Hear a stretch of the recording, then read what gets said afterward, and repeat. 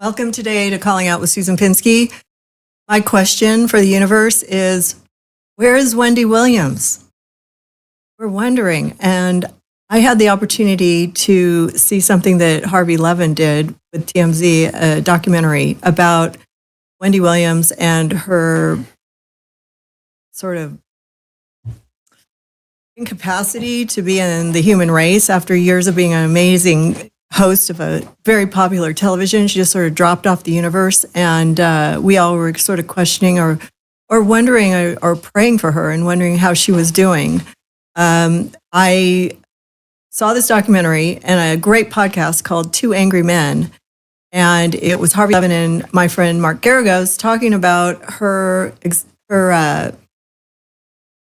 Imprisonment, yes. Okay, so anyways, I brought my husband in today, Dr. Drew Pinsky, right, because, well, actually, I wanted to say her authority over her life. And the people that are watching her are imprisoning her, basically. My husband, Dr. Drew, is here to give us his medical intuition on this because he was on her show for many, many years. He was friends with Wendy. She analyzed his shoes. She loved him. Like, you know, if I was dead, I think there would have been something going on between the two of them. And yeah, she funny. was one of those kind of people. And she just like showed her love and care for him. And then all of a sudden she vanished. And we acknowledged the fact that she may have had some substance abuse issues. But it was just a mental incapacity that we thought maybe she was dead. We didn't know. So this week there was some really interesting information that came out through Harvey Levin and Mark Geragos that I saw. And I said, you know what, let's have a psychic medium look into it and have the medical direction of my husband to say, what really is happening there. I wish her only the best, and I don't want to make fun of her. I have asked Drew several times over the last 3 years how she's been doing.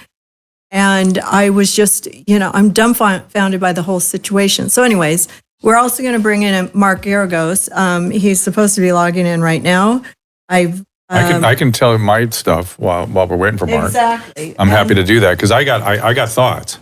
Right. So if you go to Two Angry Men, you can see the Wendy Williams controversy there. And I'm just going to say, Mark, if you're out there, get your ass on the Zoom. He's here. He's coming in. Okay. Let's introduce him then. Hello, Mark Geragos. He's a professional. Okay, I shouldn't worry, but I know how these things go, and we'll get him on here. So I also have Eddie Connor. He's a clairvoyant, intuitive, psychic medium from eddiecotter.com. And he's going to give us his insight from a numerology standpoint and a psychic mediumship view into Wendy Williams' mind, or what her life, I guess. Hi, Mark. Are you there? I am. How are you? I'm good. I'm so glad to see you when I see you. I am here with with Drew, Dr. Drew Pinsky from Ask Dr. Drew. This is Mark Geragos from Two Angry Men podcast, which is really good. It got a 5-star from Bill Maher and me. So that means something, because I don't listen to much outside of my own show, but I like that Mark is at the airport and he's still dropping in on your show. That is remarkable. And thank you for doing that, Mark. You think I'm going to turn down Susan and a? Yeah, I know. We both know better than we both know way better than neither Paulette nor Susan do we turn down for any sort of grandparents these days. But anyways, Eddie Connor is here too, so he's going to tell us a little bit what he thinks. So Drew seems to be anxious to get started with this conversation because he does know Wendy very well, and take it away. And Mark, I'm sort of pissed you guys didn't call me, because I've got some very clear ideas about this, because I know Wendy. Here, let me give you my full thought, okay? Please tell me. So we know that she had a cocaine issue. She would always talk about it, and she would talk about it as, I had this thing. And whenever she would say that, I would cringe, because I knew that there was more to be done. She never really got in recovery. And there would be a day when something would come. It evidently came. Then she developed this cognitive decline, right? That they were calling frontotemporal dementia. That she never actually had the features that I associate with the frontotemporal dementia. But to be fair, it can be a protean kind of a syndrome. It's kind of a catch-all like Alzheimer's later. But okay, maybe she did have it. That's still a possibility. She may have had it. But frontotemporal dementia does not get better. It does not clear the way she clearly has cleared. In fact, it is inexorably progressive with lots of weird hallucinations and things going along with it. Now, a lot of us saw the videos of her acting strangely in the documentary about her. And I was looking at that and going, wow, that's odd. She's de-repressed. Her frontal lobes aren't functioning. Maybe this is alcohol. Could this all be alcohol? And there are two ways it could be alcohol. One is they do develop a shutdown of their frontal lobes. They can develop a Wernicke's type syndrome or a Korsakoff syndrome or just a general cognitive decline. But she also looked to me like she had liver disease. She had muscular wasting, and her eyes were sort of big. That all looks like liver to me. And liver disease can present with bizarre encephalopathies. Bizarre. And with abstinence, they clear. So does many of the alcohol-related brain injuries. So it could have been both. So my guess is there is something going on here with alcohol. The family jumped in and said she's a goner for whatever reason. We really don't know what happened there. And she got better the way people do get better if they're properly treated. So at the core here, this looks to me like a medical misadventure on top of a legal misadventure. You know, that's so interesting, because you and I talked maybe a year ago about, because I was asking you that I have had the observation, at least anecdotally, that a lot of people who have had severe alcohol problems and then quit, that the recovery is just astonishing a year later. Dramatic. Like nothing I've ever seen. And I've seen it with a number of lawyers, frankly, that I know that ended up having long lives afterwards and very productive. Yes. And so it's interesting to me that you have diagnosed it as that. And I don't know if diagnosis is the right term, but surmise. Surmise, because God knows those who don't know. I don't want to get Drew in trouble with diagnosing somebody from a third party in California. In California, they'll come right after it. But is it the potential I guess, legal implication of this, that somebody took that misdiagnosis and then applied the conservatorship. And mind you, when I was doing the podcast, all I could think about is the discussions you and I have had for years about the difficulty in getting conservatorships, God forbid if you don't have money, or all of the failings of the Lanterman-Petrus Act, which we've had this ongoing discussion for decades, right? Yes, and we used to discuss it in the setting of Britney Spears, which what I would say was okay, they saved her life with it. She's now gotten better. I can walk out this door and immediately say 10 people that need conservatorships more than Britney Spears. Yeah, but how do you lock somebody like this down for so long without internet or any kind of vacation? Let me just tell you that the hepatic encephalopathies, first of all, maybe she was sneaking alcohol and they were freaked out about that. That's a possibility. Or drugs or whatever. And number two, hepatic encephalopathies can be wild and bizarre. And so they may have had to kind of really contain her for a while, and then it went too long, too far. And I don't know, there's something's wrong medically here. I'm just telling you. Something is I don't understand, because when I talked to her, she was spot on. I mean, she was responding. I mean, I don't know if you watched it, Drew, but she was having no trouble tracking. She was answering appropriately. She looks a lot better. She sounded a lot better from what I could hear. I just thought... I would say, look at her muscle mass. If her muscle seems to be coming back, because I haven't seen any pictures of her lately, that tells you that the liver is... And liver will, this is back to your point about the massive recovery with abstinence, liver, provided you don't get cirrhosis, which a certain percentage of alcoholic liver disease, not all, goes to cirrhosis, then it's an inexorable decline. Then you need a liver transplant. But if you just have the fatty liver stuff, it recovers completely, 100%. And so she may be one of those lucky people. Now, I worry if that was her alcoholism, that needs more treatment. Right. That also needs more treatment. Forever. She needs to get serious about it. But there's people out there that can help her. But the question is, why is she locked down? What is the legal system doing to entrap this woman in her little cell of life? She can make a phone call, but she can't accept a phone call. She can't take visitors. I don't know, maybe visitors came and she can't remember them because she's on a memory thing, or they're telling her that, or it just seems so weird. It's like one flew over the cuckoo's nest. It's kind of freaky. Well, I hate to be the Debbie Downer cynic, but I always, and Drew mentioned Brittany, when there's that much money involved, that's when you get the legal system in, because unfortunately, people get paid. And with people are getting paid, it has a kind of inertia that is created. Yeah.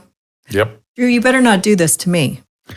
Well, Mark, that would be all different reasons. Wait, Mark's on my side. But Mark, you need to retain somebody else. You need to retain the attorney-client privilege in our conversations about Susan. I'm just saying, we'll have to keep that locked down for now. Mark, I get you, right? I get you. I got to jump and catch the plane, but I wouldn't have missed this. Thank you guys.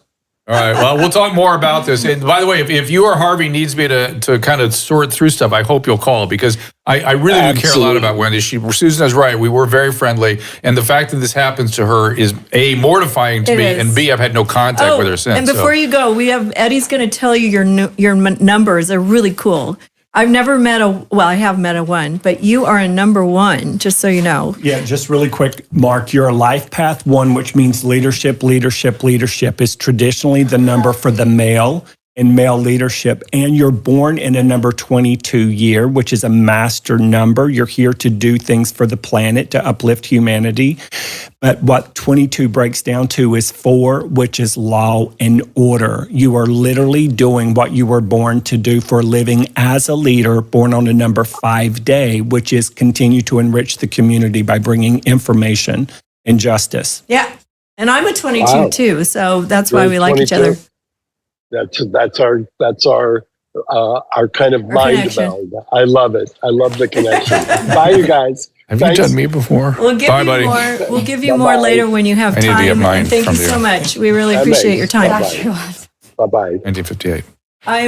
I am so grateful to have him to pop in and help us with this topic because I like to know a little more from a psychic medium what we don't know and what he feels and what he don't. Yeah, Drew, we're not going to do your psychic number before I leave. I have to leave. This is so Dude, good. Wait, he's got a good number for me. I guess I have to pay the guy with a psychic analyzation before he leaves. What happened? This is so I'm also a 22. The three of us.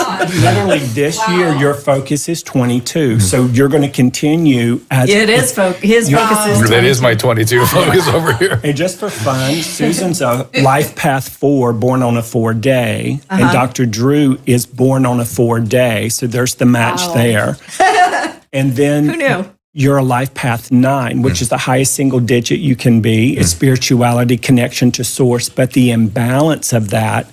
And this is where Wendy comes in. Wendy's a 9 life path and a 9 birthday, which means she will get stuck in paralysis. Oh my gosh. Mentally, emotionally, and it's addiction driven. Oh wow. I'm glad I'm not that one. So it's oh highs God, and I'm lows. so glad. But this year, you're born in a 5-year, Thank which God. is the beautiful people number. And you bring beauty in and you enrich the planet. As a person who helps people end their addictions and start a whole new life, teaching them the rules to how to do that, and then you continue to enrich the planet too, like your buddy the 22. It's true. And you know what? I Thank you. stopped my addictions this year too. So, and honestly, like I'm very supportive of anybody who has an addiction problem because there is help out there and you can stop drinking and you can stop doing drugs and you can. There's a lot of other things too that you can stop that are addictive, and I have found. But except for being addicted to me, which my husband is. Yeah, so she doesn't want me to stop that addiction. keep that addiction. But if you want to know more about His breast. Making sure I'm still here is what she's checking for. if you want to know about how to get free help, go to AA.com or just find an AA meeting near you. It's free. NA, You can Zoom SAA, right in. There's And all for the and codes, everything's all Al-Anon. Zoomable now, Yeah. so you don't have to go find a meeting if you don't want to go and be called out in your community. But it's really magical. So more about that later. But also, I want to bring in somebody else who's sort of an expert on or who's been following Wendy before you go, Drew. I don't know if you're. I got 10 minutes. Okay, he's got 10 minutes, but I want to. Oh, where'd my paper go? I was so angry. Oh, I took it for my birthday. Here's his birthday stuff on the back. Okay, so she is an expert on this. She is an award-winning journalist, Brit3 on X. And Brittany, welcome to the show. We really appreciate your time. Does any of this stuff sort of ring true for you, like from what you know about Wendy Williams? Yeah, some of it, I can speak on. You guys were talking about the medical condition. Well, one thing you have to also remember, she also has Graves' disease. So on top of the other things, as far as related to the alcoholism and the drug abuse, it's also coinciding with her Graves' disease. And I believe that let me, Britt, I'm going to interrupt you. Graves' disease is like saying she has acne. These days, I know she made a lot of it, but that was her way of hiding her alcoholism, frankly. And the Graves is a nothing. It's a zero thing. It's these days. It sounds terrible though. It's nothing. Graves' disease. Now Well, the she has Graves medication is what I was No, speaking there's no. on. No.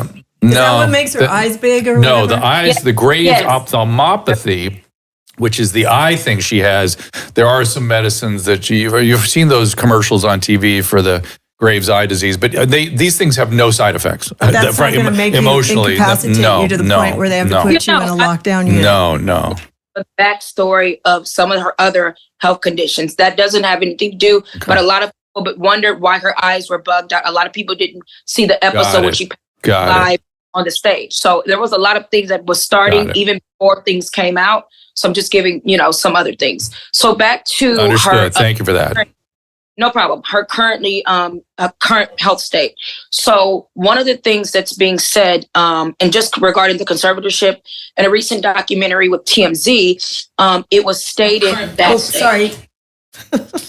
Go ahead, keep going. She's made a technical problem. Keep going. Okay. I really want to hear what you have to say. I'm hanging on your every word here because I feel like you know something. So tell us, please. It was stated in a recent documentary with TMZ that she was placed in a conservatorship due to the abuse of funds.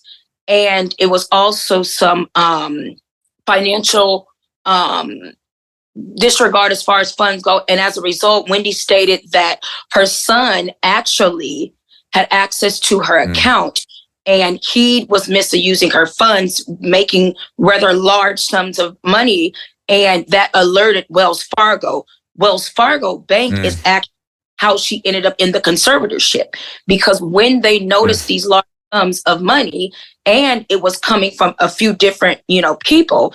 Wendy also stated that that was not the only person that was misappropriating her funds. And so there were more than one, transaction that alerted Wells Fargo. And as a result, they tried to contact Wendy. When they were not able to get in direct contact with her, then they started the process of the conservatorship. So that's actually how. Oh my God, the bank started it? Yeah. The bank started it? They initiated it? Oh, This terrible. is disgusting. It's awful. This is disgusting. I mean, she needs medical care and she needs help from her own group of let's take the most charitable. She must have a lot of money. But let's take the most charitable. Let's take the most charitable view possible, which would be that she was behaving strangely, and maybe it was her in some altered state doing it, and they saved her from themselves.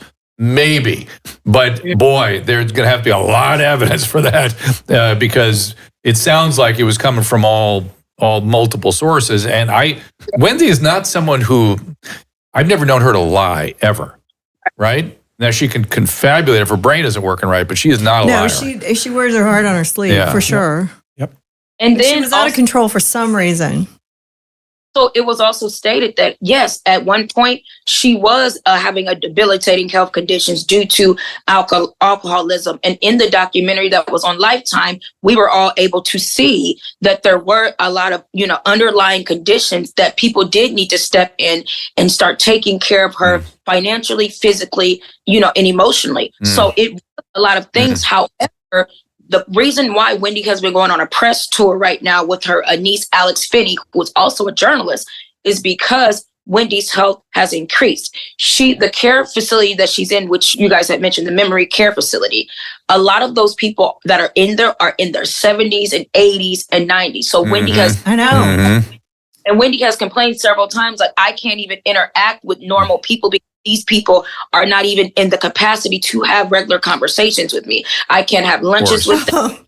Won't allow me to have lunch with my family or friends. I can't have lunch or even talk to people. Wendy says she can't even go outside. Within the last month, she had only been outside maybe once or twice. She does not have her iPad. She does not have her laptop. They took in her a phone that has all her contacts in it. The only phone that she does have, she can call out, but nobody can call her. So if she doesn't have a number memorized or wrote down, she's not even able to talk to people. And so she has memory problems. And Britt, is anybody rushing to get this into the courtroom? It seems like it would be kind of an emergency. It sounds like after this TMZ conversation, Go ahead. Let's see what Britt says. Yeah. So recently, very recently, I mean, within the last week, Wendy has signed the document to particularly end her conservatorship. So her niece, Alex Finney, has become the spokesperson for her because legally, Wendy cannot mention her guardian's name because of legal reasons. So her niece, Alex Finney, has been on the front line as a spokesperson. So anything you see, she's done interviews with the Breakfast Club recently. She did an interview with Don Lemon and several others. She legally cannot say her guardian's name. But so Alex Finney, her niece, is going, on the front line and giving us kind of the front-hand experience of what Wendy's going through. Even in the TMZ documentary, they were filming her through her window. So she had to guide them to figure out the building was the right one because they could not have access. They couldn't get any cameras in there. I mean, she's smart enough to do that. This is so weird. I know. And really the sad thing for me is this gives a black eye to guardianships generally. And there are people, again, out here on the streets that need them. It's going to decrease the probability of people that need them get them. It's just terrible. And another thing about the guardianship, in the legal documents that TMZ obtained, they also said that the whole point of her getting a guardianship was to restrict as much independence as she possibly could have. So the question is, why is it so intense for Wendy, as opposed to other things? She's exhibiting that she can take care of herself. She can bathe herself. She can feed herself. She can make calls. She can do interviews. It's a Those hospital. are the things. And so it's not making sense. Right. Listen, how did you, I'm just curious how you got involved with this story, because you're doing a great job of presenting it. Did you just sort of get interested, or do you have a relationship with her or somebody in her life? No. So, as I am a Black woman in media myself, the platform that Wendy created opened the doors for several people that look like me. And I may not agree with the way she goes, conducts her interviews or goes about her research, but there wouldn't be things like the aid room. There wouldn't be things like the neighborhood talk. The style of interviewing, the style of research, the style of captivating an audience is what Wendy is known for. And I have respect for her. So when I see, it was just like the Free Britney movement, how could I not be compelled to want to bring justice and light to something that I simply feel like is not fair? And as a journalist myself, Wendy is very respected in her craft. That doesn't mean, it's just like when somebody falls down, you don't kick them when they fall down. You try to help them. And I just believe that. And sometimes people aren't in the space to ask for help. And when they are, we just have to give them grace. And I just feel like Wendy is deserved grace. When everything happened with her marriage kind of crumbling apart, what happened for me is she decided to make herself the hot topic. And that's when I got respect. If you're going to expose and talk about everybody else's junk, at least have the accountability for yourself. And she did that. So I feel like she's... Yes. Listen, I got to run, Brittany, but you are so spot on. And that, again, that's that abject honesty that I'm accustomed to her having. Right. And number two, I hope you get to meet her one day, because you will, she's more than you imagine, even, I suspect. So I hope that she appreciates what you're doing, and that you get a chance to meet her in person one day. So do you want to hear what Eddie has to say really quick before you go, or do you got That's my alarm. He's got to go to work. He's got a haircut. But I'll give you 2 minutes to thank you, Brittany. But I'm going to hear from Eddie, and then I'm going to dash out of here, and then somebody else is going to step in. But Emily's been busting my balls about my phone, and she's just the fact that my phone alarm went off. She's like, that phone again. So I'm sorry, Eddie. No, this is good. Projecting. So Wendy is a life path 9, and she's born on the 9th day. We talked about it earlier, where there's a paralysis that takes place in the thinking, the feeling, and the vibration in and of itself. And Miss Brittany, by the way, she's a life path 9, so she's got that connection to Wendy and right here. So you three are like the little musketeers. Here's what I think is going to happen, so we can get this 2 minutes in before Dr. Drew has to leave. The laws are going to be changed because of what's going on with Wendy Williams. That'd be amazing. They're going to effing change because of Wendy Williams. The laws are going to change the judicial system, the health care, the mental health care, and addiction. It all needs to change. I agree with you. It does need to change. And that's the first thing. It's a misadventure. It's a medical, legal misadventure. All of it. And for certain people to make lots of money on while everybody else suffers. Of course. She's flipping the script on it.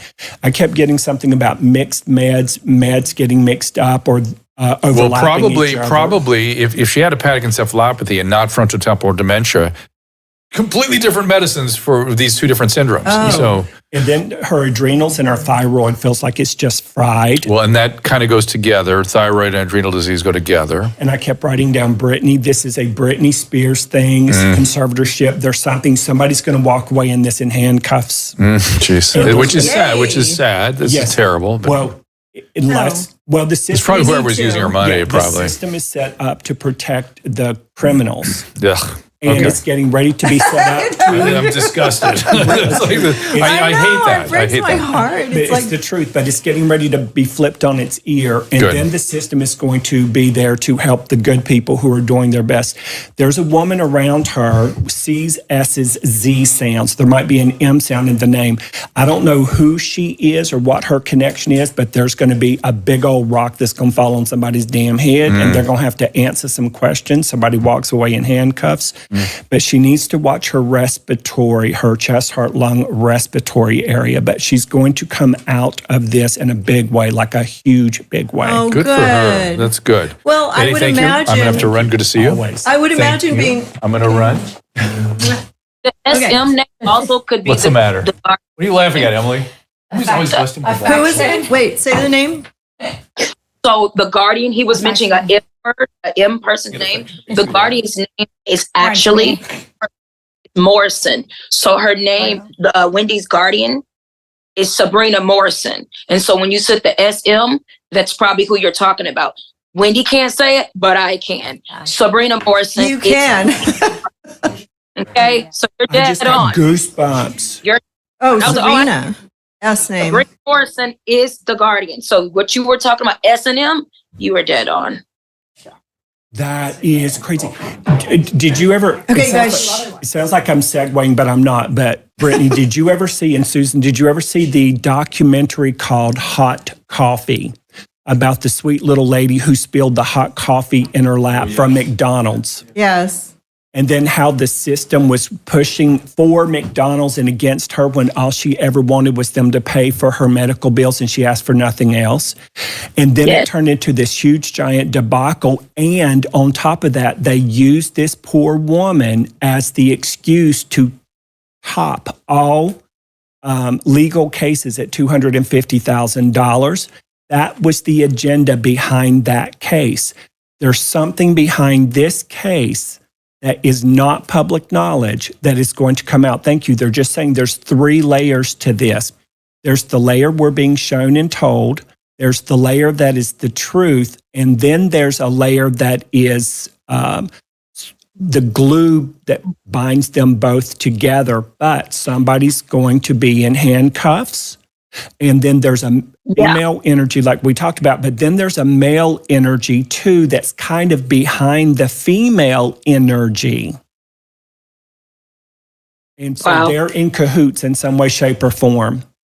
It's it's so sad. It's so sad. Her correct name, Sabrina Morrissey.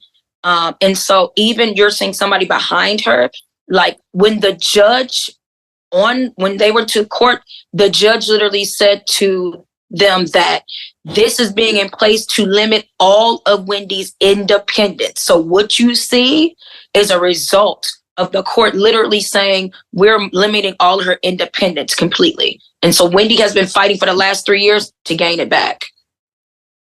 And here's what happens when you have a Wendy Williams personality. She's that life path 9, just like you are, Brittany. Right. And she is independent, self-sufficient. She has fire in her heart, her mind, and her soul. She is literally born to connect to humanity. Now, here's the funny thing. This year, she is in her throat chakra. The throat chakra is a heaven chakra, speaking my divine truth. And her focus is genius mentality for 2025. That means she's going to use her divine voice, her truth, one way or the other, and use her genius to skirt around the issue and use other vehicles like you, like TMZ, to bring the truth out so she can be emancipated. If you want to kill a person like Wendy, you take away all of her freedoms and you put her in a corner and you take everything away from her. She will wither away. But she's coming out with boxing gloves on, with some big old gold boxing gloves on. She's like, how you doing? Okay. This is so good.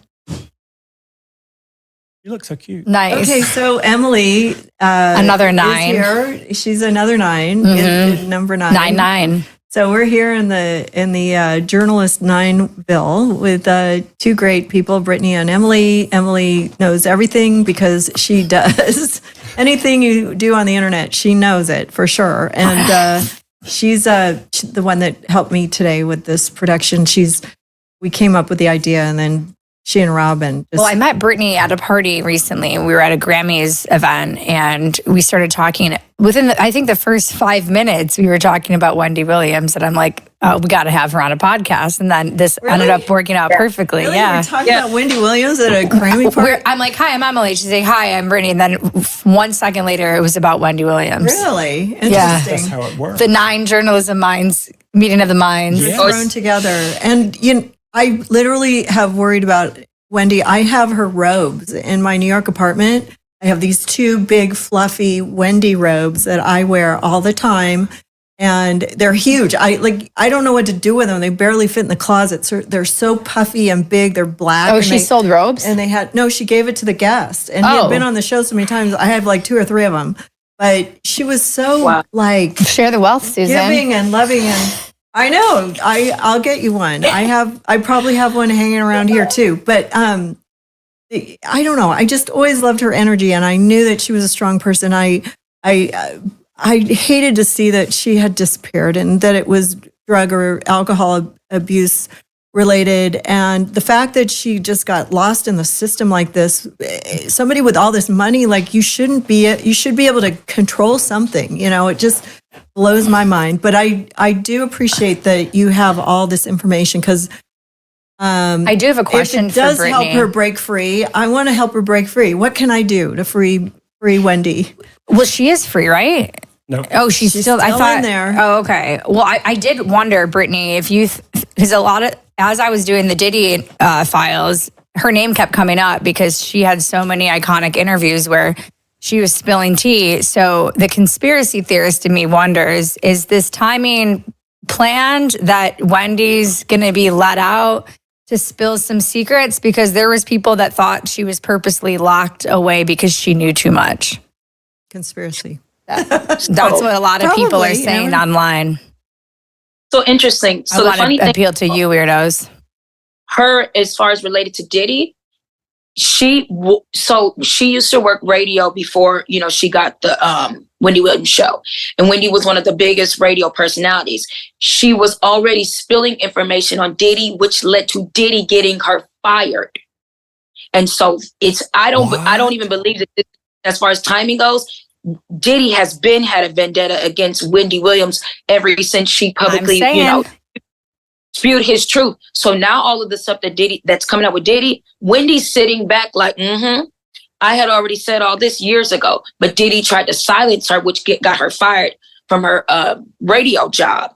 And so that's also how Charlamagne the God, who's a very close friend of hers, they're connected because Charlamagne the God from the Breakfast Club trained under Wendy. So when she did go on the press tour, that is why the first stop she went to was the Breakfast Club, because it was familiar. And she knew that they knew a lot of the stuff that she had been speaking about was true. She had just been trying to be silenced. And so now that all the Diddy stuff is coming out, Wendy's kind of been like vindicated. And even talking about timing. Totally. Even just totally vindicated. I hope her memory comes back. It is. No. That's all a lie. By the way, all of that part is a lie. When she was going through the conditions with the alcohol and all this, yes, anybody, really incapacitated with alcohol will start losing memory. Wendy, even several of her friends that are in New York were like, she's coming back full throttle. Like Wendy says things like, my body is hitting and holding. Okay. She's like, I need to get in the gym.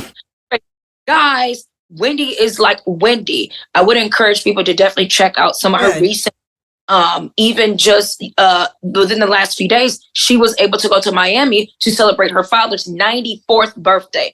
Wendy looked the healthiest that we literally in months. And as I mentioned earlier, she just signed paperwork to potentially end the conservatorship because now there's a lot of evidence that prove that Wendy has her memory, that she can take care of herself. She can feed herself. She can travel. She can literally make phone calls. She knows she's got a book in the making. Definitely.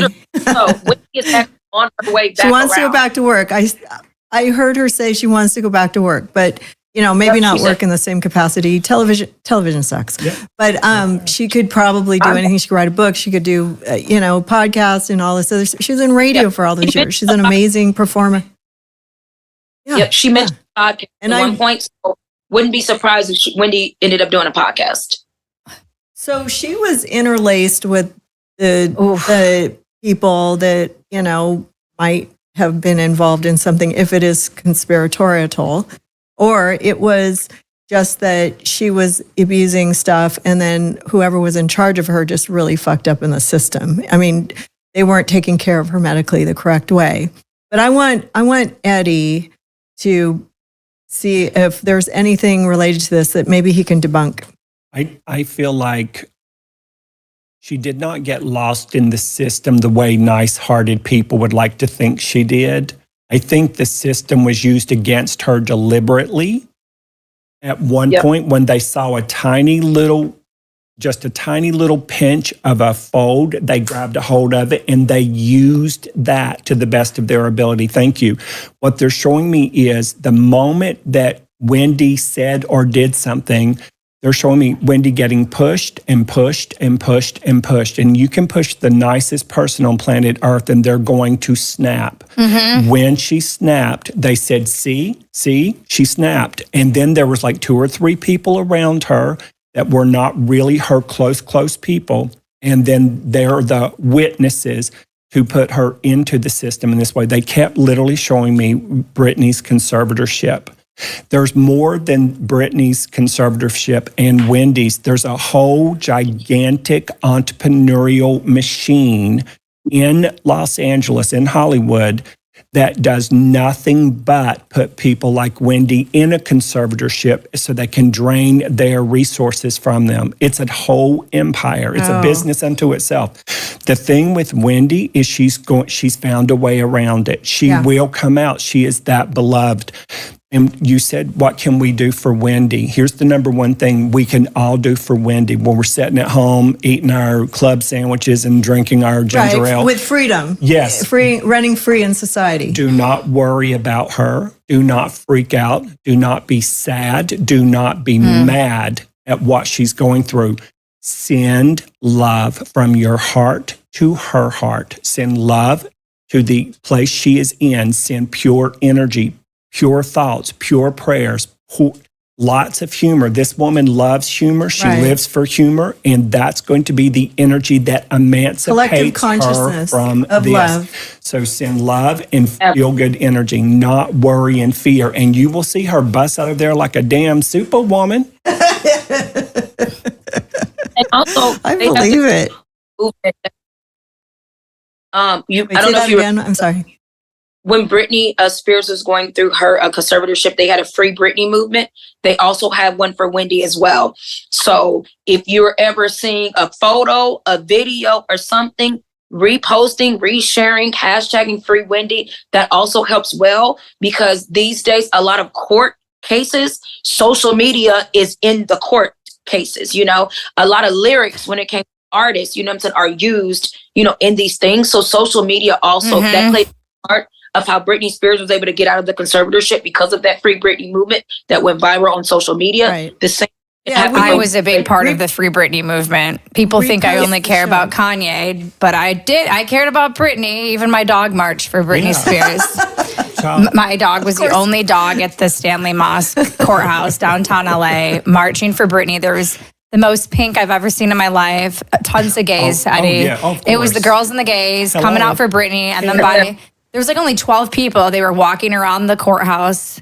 What do we want? Free Britney. When do we want it? Now. And then it got bigger and bigger and bigger, and there was more and more and more media outlets. Yeah. And I think a lot of these news outlets play a big role in the downfall of these celebrities. That I know that Harvey's doing the expose, but I can't help but think that TMZ played a part in Britney's downfall. 100,000,000%. And let me ask you, Brittany, about Britney and Wendy. Have you noticed that the legacy media has starting to shift? They are forced to shift now, and you're going to be on the leading edge. You know, you're born on the 29th, correct? Yes. So you're an 11. An 11. On an 11 day. That is master number. That is spiritual, old soul, reincarnated a lot. That means you, no, you didn't. She's got the 9 and the 11. Okay, 11-11 right here.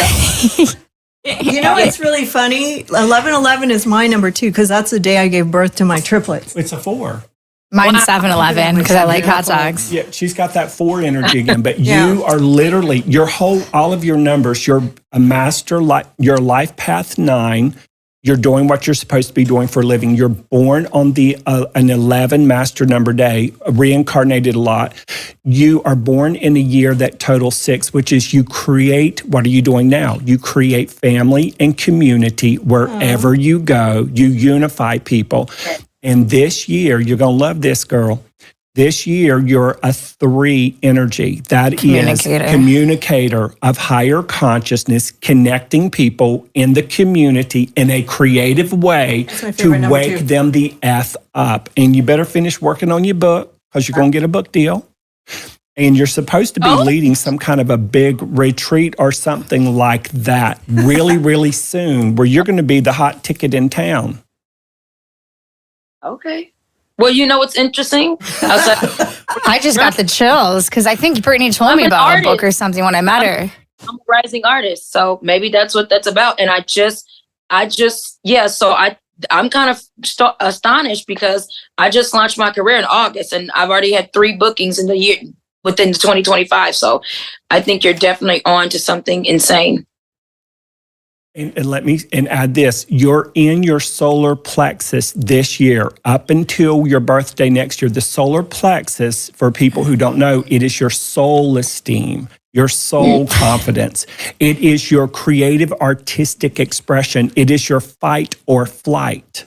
And so you're in that for a whole year. This is where you create your reality. 99.99% of your reality is created there. And you're born on the day of the reliable guru. You don't let nobody down. And you're finally starting to be super selective about the people you hang out with, okay? Because you're tired of people draining your battery, girl. That's true. I don't even know Brittany that well, but I can feel that one. A word. Yeah. A word. Oh my goodness, this is way off the cuff, and I don't mean to be hijacking the show, but is there a woman in your family who has crossed over, meaning passed away, who has a strong R sound in her name, could have a C, S, or Z, like Rose, Rosa, Rosalind, Rochelle? It could be like Sarah. She's passed. And I don't know which side of the family she owns. She's passed. She's got the CSZ, that's one letter, R in her name. And she is rooting Cheryl, for you. maybe? She used to scribble. Cheryl. Yes. Who is this?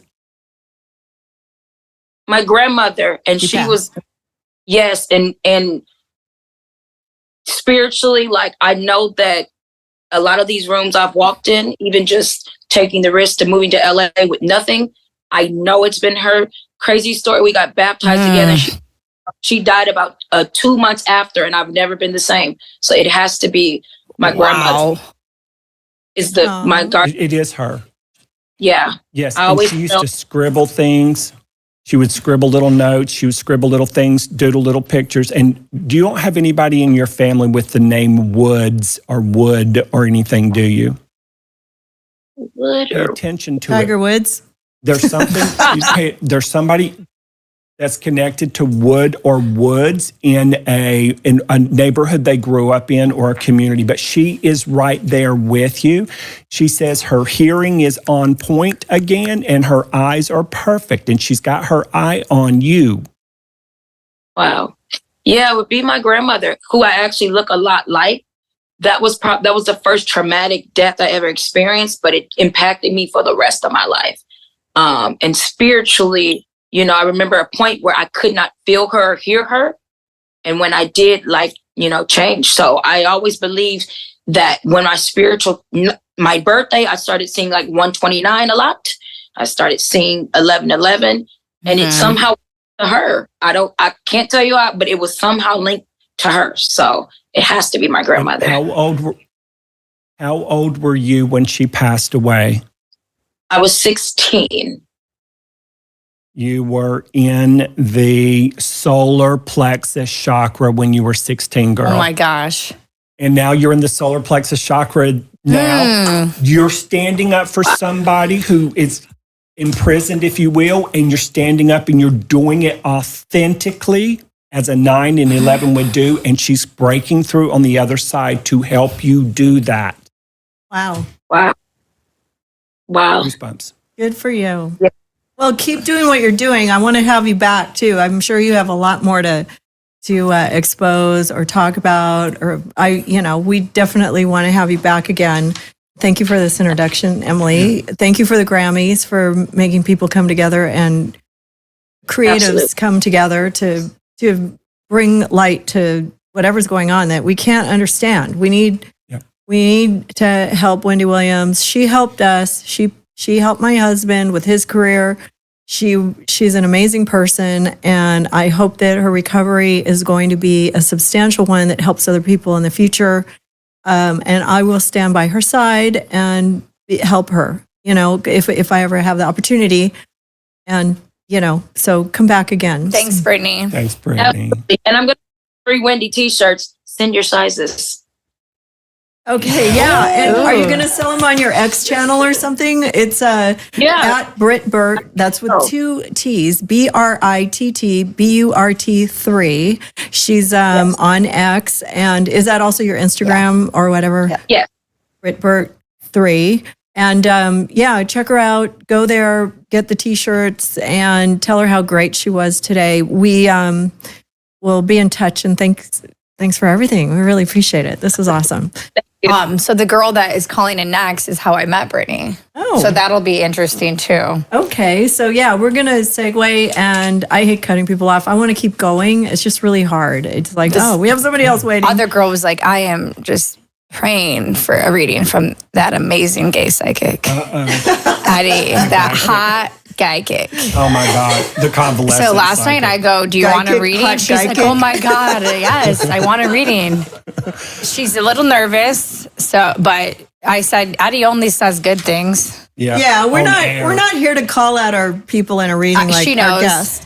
It's really hard because a lot of people don't want to come on the show because they're afraid somebody will call them out because it's called Calling Out with Susan Pinsky. But basically, that's just to call out things that we are upset about or that we feel about that are wrong in the universe. And then we're not going to have you on the show. And if you want to be on the show in the future, email me at callingout@drdrew.com. Somebody on the Rumble just asked that. We're not here to call you out on whatever it is that you're trying to hide. So that's why I have a hard time getting people. Sometimes they're like, I don't know if I want my shit out there.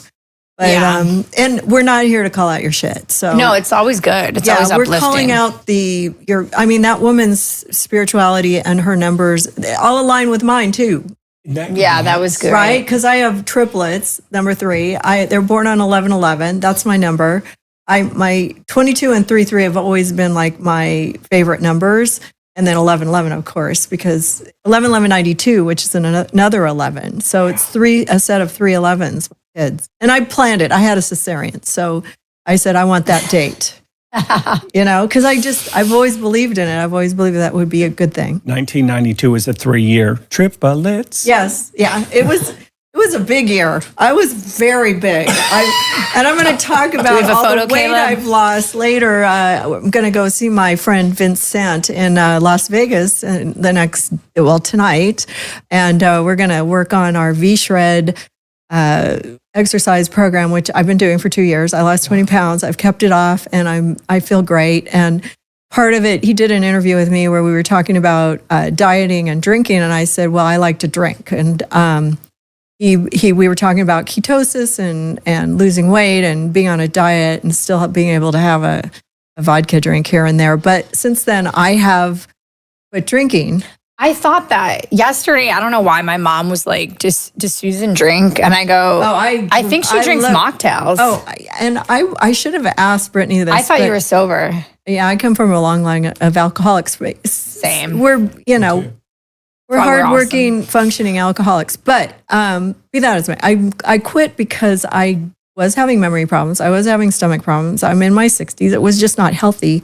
And I did drop like 5 pounds. Yeah, I know. Drinking's the key to losing weight. If you are on a diet and you want to lose some weight, put the wine bottle down. So, but I do want to say that recovery it's hard to do. You have to, I want to have a drink occasionally. I'm like, God, a drink. I would love to have one, but you just don't do it and you feel fine. It's a wonderful thing. But I also feel like my brain is clearer and I wake up, I don't have hangovers, I don't have stomach issues, I sleep great. I don't know why I was drinking so much. Anyways, I didn't know you were drinking a lot, but I've only known you sober. I did. It was a lot for, like, now if I drank as much as that, I would be hungover for like 2 weeks. You know, I had like 2 shots of tequila with our next guest last night. Okay, well, and I'm not shaming you for wanting to drink. It was the first time I drank in a while, though. I wasn't hungover at all. I feel like it didn't do anything. I'm not telling people they shouldn't drink. I'm just saying I didn't feel it. It was weird. My recovery is so important to me, and I want to help other people not end up like Wendy Williams. Because if this is alcohol related and she is incapacitated or was at a certain point and she's stuck in this horrible hell, you know, think about it. Is it really worth having a drink? Like, is that really, especially if you have kids and you have a life and you have, you know, a lot of money, you know, that you can enjoy into your old age, you know, it's just, and all of a sudden she's just super sick and got super, you know, and everybody's like, what happened? What happened? Doctors will never point at alcohol. They will always diagnose something else.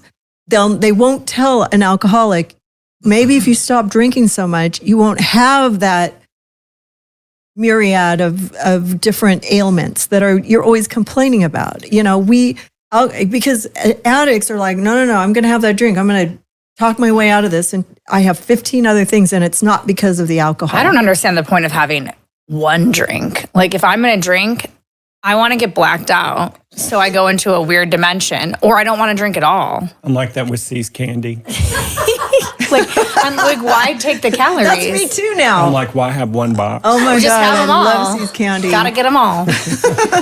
Well, anyways, I didn't mean to like sideline I'm a good drunk, my situation, which is scary. I'm actually much nicer drunk. Oh. But it makes you so inflamed. There's no point. Oh, no. Well, and listen, I'll give people hugs if I'm drinking. That's weird for me. Yeah, I'll do crazy things when I'm drinking. You do? So are you a sweet drinker? Oh, I'm a happy drunk. Me too. No, Yeah. Susan is so fun. I am fun. I'm not as fun anymore. No, Susan's fun anyway. You're fun anyway. But we've had some crazy times. You and me I at the bar. can go over the top. Okay, so yeah. Should we segue into? Thank God Drew's not here right now. I know. I'll be sitting in that cell with Wendy and the next episode of Calling Out with Susan Pinsky from the Wendy Williams cell. Okay, so I want to introduce the next person, Allie. She's a 12. She's born in December, which is and really close to my birthday. So she's coming in now to get her psychic reading because she is the one that introduced Emily to Brittany, and I want to know how that numerological connection goes today. Hey guys, Yeah, thanks for having me. You're really nervous, aren't you? We're not going to call you out on your drinking, okay? We promise. Yeah, we would never do that. And what's interesting is you're kind of already holding your breath a little bit. You're literally your breathing stopped right here in your throat. So just breathe a little deep, because I promise nothing negative, bad, or scary is going to come through. And can you just say your full birth name or the name you go by now? Just your name you go by now, the full one. Allie Hernandez. Perfect. And then you're December 16th, correct? Yes. Okay. So Emily said that you already know that you're a life path 33. Another one. Holy shit. I only surround myself with masters. What the hell? I've met more 33s on your show than I have doing readings for people. Oh, God. And so you're a life path 33, which is, again, a master number. And what it is 33s don't come back to the earth plane until they've lived multiple lives as 11s and they master it. That's high spiritual development. And then they come back as 22s. And that's high spiritual development. So they piggyback on the foundation of the 11, which is that old soul reincarnated a lot who's here to speak and teach and uplift humanity. 22 builds on that spiritual platform. And then 33 comes back to the planet to teach the 22s, the 11s, and the 1 through 9s. Okay, Allie. And what's interesting is you're born in 1994, and that comes to a 6. So what is 3 plus 3? 6. You have an organic balance in there. And you're born on the 16th, which is a 7. That means you're very, very smart. And you're, if you do what you're supposed to be doing, you're exceptionally smart at it. You do genuinely have a genius mentality. And this year, you're supposed to be throwing yourself out in public, making yourself number one. So is it hard to put you first in front of other people, or are you working on how to do that? Yeah, it's interesting you say that. It's definitely a conversation I have with myself often, if I should be helping other people or be helping myself more. So I've had a hard time with that in the past. What happened when you were 16? I don't know, actually. It was kind of a It would be blur. about I was 16. I had a hard time in school when I was younger, kind of being involved with too many extracurriculars. And that time I'm thinking maybe I burnt out around then, where I was just doing too much. Good. And you had to figure out who you were instead of what everybody wanted from you. That was your tipping point. And like we said with Brittany, when you were 16 years old, you were in the solar plexus chakra, that self-esteem and self-confidence. And I've never met a 16-year-old that has got stellar self-confidence and self-esteem that's based on something solid. And even though you had good self-esteem, you were still, I feel like, trying to please other people. Thank you. They're saying a lot of master numbers like you were born, you knew what you knew that you knew the minute you were born. So you knew you were a healer and you knew you were different and you came here to uplift people around you. But once you came into a physical body and your brain started to develop, you mistook your purpose as I am supposed to take care of everybody else around me. I need to fix this environment. I need to heal this person. I need to uplift this other person. And then when there's enough left at the end of the day, I'll take care of myself. So you're literally here to, this year specifically, you're going to break that old pattern and that awareness that you learned when you were around 16 years old. And you're coming into your full power now. You're in your solar plexus now. You're in the age you're at right now, you were also in your solar plexus. So isn't that weird how that worked out with the both of them? Mm-hmm. Yeah, that's completely strange. Different birthdays. You're both in the solar plexus around that same age, and you're both in the solar plexus now. And you were born on the day of the empathic healer. And I know you've heard this. It's like healer, heal thyself. And that's what all 11s, 22s, and 33s come to the planet to finally learn. But you are literally being pushed out into the front to make yourself first. And you'll do it in a diplomatic way, don't get me wrong. And the very first day of your birthday is number 1, too. Okay, girl, please, you got to get out there, all right? And you're so young, but do you have children or do you want children? Maybe in like 5 or 6 years. How many do you want? Tell her. 3 maybe. Oh, well, there's 2 for sure. And do twins run in your family? Uh-oh. No. Uh-oh. Okay. Don't wish for twins. Whoever she's going to trust me. hook You up don't want to with, do Amelia that. does. 1 is enough. 1 is enough. 2 kids separately is plenty. Yes. Yeah, and 3 is a lot. Trust me. I'm glad I had 3, but damn it, it was hard. And do you have a puppy right now? No.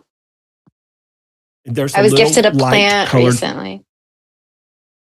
Good.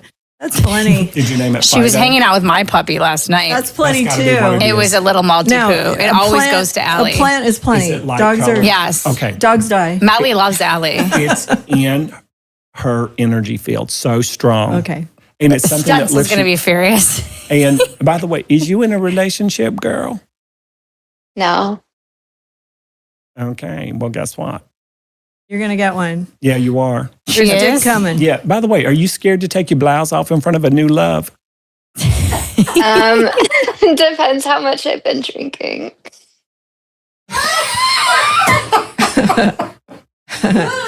It Well- does give you willpower. Well, it does give you momentum. Oh, yeah. Yeah. Child, please. It's the only time I take my top off when I'm blacked out. Yeah. 3 shows in, we're like, middies. So, Oh my God. there's an M-R-C-K or M-C-K, like a Mick, a Mike, a Mark. Do you have somebody with those sounds, those consonants in their name from your past that you connected with? Because you got somebody coming back around full circle who wanting to nibble on your neck, honey. And your nipples. Oh, no. You brought up the taking your shirt off part, not me. yeah, well, You put it in my head. Yeah, it'll be like a Mick, a Mike, a Mark. And so first name, last name, nickname, or middle name. Don't even try to figure What if it it's out. a Matt That's an M. and an R last name? M-R. Yep. I really hope you're wrong about that one. Well, you're beating me to it. He's going to come back in. He's going to want to nibble on your neck, and he's going to want to take your blouse off, and he's going to give you an extra tequila shot, but you need to go, no, sir, not today, Satan. Okay? So good to know. that's not a match. And what's your connection to the northeastern United States personally? That would be the Satan you speak of. That's him. Run like the wind. Hey, do you know his Satan. do you know his birthday? 10/19. Yeah, Oh, you know? 10/18. But I don't know the year. I can already tell you what the issue is 97. right here. 1997. Are you sure it's 97? He's probably watching right now. Hey, Matt. That's what I'm like. Hey, hey, Matt. This is all in love and fun. It's a really toxic. Well, They met through me, which Okay. makes it worse. that's why. Do you want us to call this out, or are you okay with that? No, I'm totally. Uh-oh, I'm what did you totally find? fine with it. Okay. Oh my God. Okay. So he's actually a really good person. There's some imbalance here, but there's a good person. Let me tell you the reason. If this is the correct year, but here's the reason. He is born on a number 1 day. What is your theme for 2025? You got to put who first? Me. You. Okay. It's hard. Okay. He's born on the 19th. 9 and 1 is 10, which equals 1. Who are you supposed to be putting first? He is a life path 1, girl.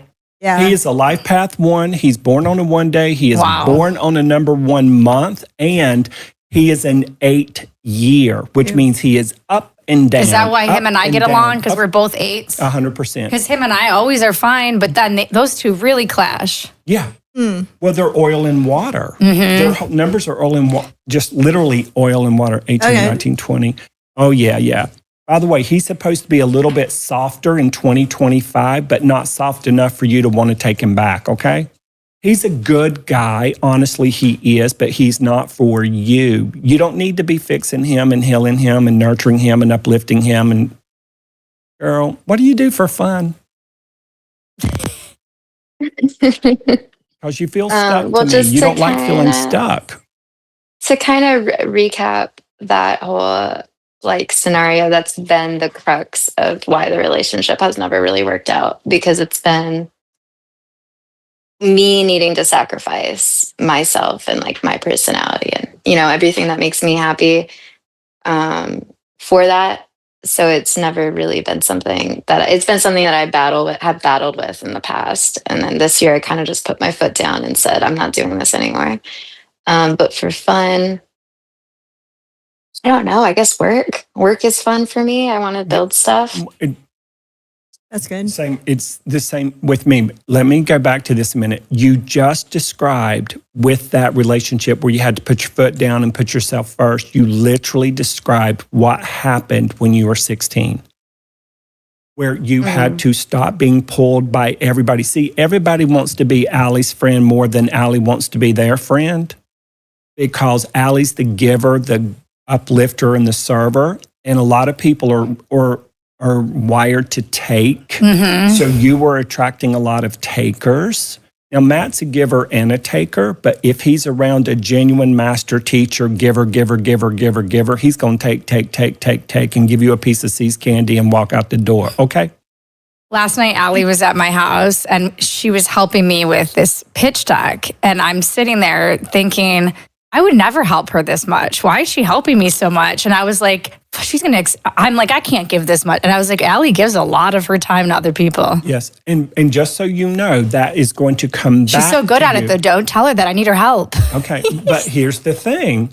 You will get all of that back in the future from even exchanges of energy and complete strangers. Well, she's also put her foot down. There's a guy in our chat that's been taking, and she finally said, I'm not doing this anymore. Unless you step it up, you're out of here. Okay, and let me tell you what he's going to do. He's going to step it up for 2.5 seconds. He's going to give you the illusion that he's trying to step it up, and he will for a minute. Then he's going to drop back off, and so you will take over. But you're not going to fall for that, are you, Allie? Because you're a 33, aren't you, Allie? Say yes. Well, he's not my problem. He's Emily's problem. But yes. Allie has a really good intuition where she spots vultures in my life a year before I spot them. Patterns. Mm-hmm. She's a pattern girl like you are. So you two can see people's patterns around the other. Mm-hmm. So you two are like Charlie's little angels out there. You're like yin and yang watching out for each other. But you're going to have a ring on your finger when you're ready. And you're going to, you like them tall and manly? They have to be, at least 6'2". Yeah, well, you're going to get a tall, yes, girl. You're going to get a tall, manly guy who knows how to fix a motor if he has to. He knows how to put gas in your car. And he knows how to fix a flat on the side of a country road. Okay.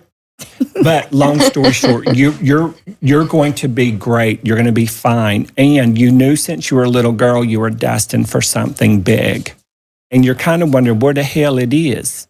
It should have been here by now, but it's on the way. You're getting ready to go to a whole new level. You wait and see. The other thing is, do you have a sister? No. Just brothers. Find out if your mother had a child that did not fully come into the earth plane. Find out if your mother had a miscarriage. She had a miscarriage with a boy, but you know what? I'm adopted on my dad's side, and he was quite the ladies' man. So that's where I have my 2 older brothers from. So I wonder if there's a sister that I'm unaware of. Yes. Well, there's a sister in spirit that watches over you that will sort of push you into the front in a way that makes you comfortable and slightly uncomfortable. Comfortable, slightly uncomfortable until you get to the 33 mark where it's comfortable and then uncomfortable. So it's going to be fun to watch how it lands, but you're going to be kind of a big deal, girl. Good. That's good to know. So obviously you live in LA, but you will have a separate new connection to the Northeastern United States tied to work, tied to money, tied to contracts, just so you know. And who the hell live in Seattle, Washington, and what's up there that you think is good in that part of the country? Whoa. I don't. What's his name? I have a brother. Well, fuck. No, there was some guy that I had I had a situationship maybe 5 months ago with a dude who lived there, but that was very brief. That was like a week. Can you say his name? You can't. If you can. No, yeah. His name starts with a C. Oh, damn. Okay, well, let's hold on that. Yeah, let's put a pin in it. We're going to get more for you later off the show. We have another guest coming on, and I'm a little frustrated right now, but thank you so much for your time. Is there any way, do you want to promote yourself or be on it? I don't have any socials for you, so I assume you just want to be. Allie doesn't have social media, but she does have a new business she can promote. Oh, great. Yes, it's the Hizzle Group. Deep breath. It's a PR and creative agency. We're at 0 followers right now. I just made the Instagram.